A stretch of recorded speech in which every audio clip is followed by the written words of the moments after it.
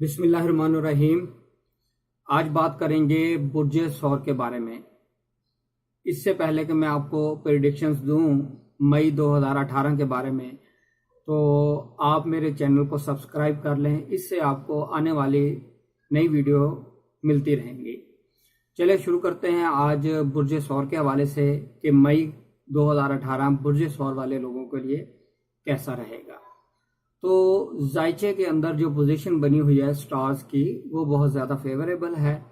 تو سب سے پازیٹیو جو ایریا ہے اس پہ بات کرتے ہیں، وہ آپ کی شخصیت ہے۔ شخصیت کے اندر نکھار پیدا ہوگا، کانفیڈنس بلڈ ہوگا، منفی نیگیٹو جو تھنکنگ ہے وہ کم ہو سکے گی، اور شخصیت طبیعت کے اندر جو ہے اداسی، پسماردگی، یہ چیزیں ختم ہو سکیں گی۔ آپ کا ذہن بالکل فری ہو سکے گا، پازیٹیو تھنکنگ کی طرف جائیں گے۔ دوسرا پازیٹیو ایریا جس پہ بات کریں گے وہ آپ کی فائنینشیل ریسورسز ہیں، آپ کے منی میٹرز ہیں، یہ آپ کے لیے بہت پازیٹیو ہے۔ کاروبار کے اندر فائدہ ہوتا نظر آ رہا ہے۔ اگر آپ نے نیا کام شروع کیا ہے تو اس میں بہت ہی زیادہ ترقی کے چانسز نظر آ رہے ہیں، فائنینشیل گین ہوتا نظر آ رہا ہے۔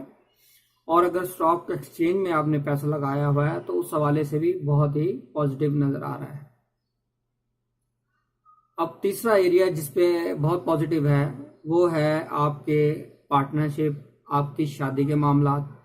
پارٹنرشپ کے حوالے سے بات کریں تو پارٹنرشپ کرنا بہتر نظر آ رہی ہے، شراکتی معاملات بہتر نظر آ رہے ہیں، کاروبار میں منافع ہوتا نظر آ رہا ہے۔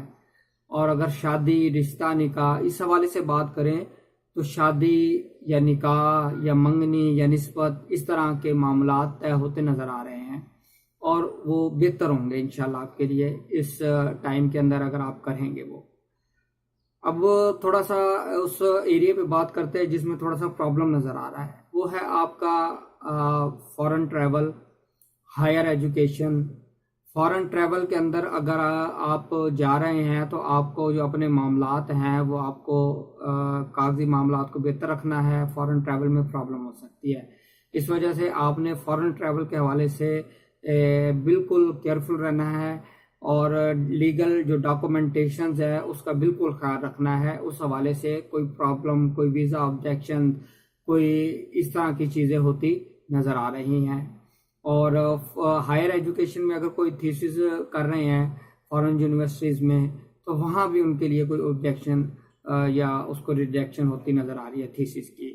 تو اپنا خیال رکھیے گا، آئندہ کے ایپیسوڈ میں ملاقات کریں گے۔ خدا حافظ۔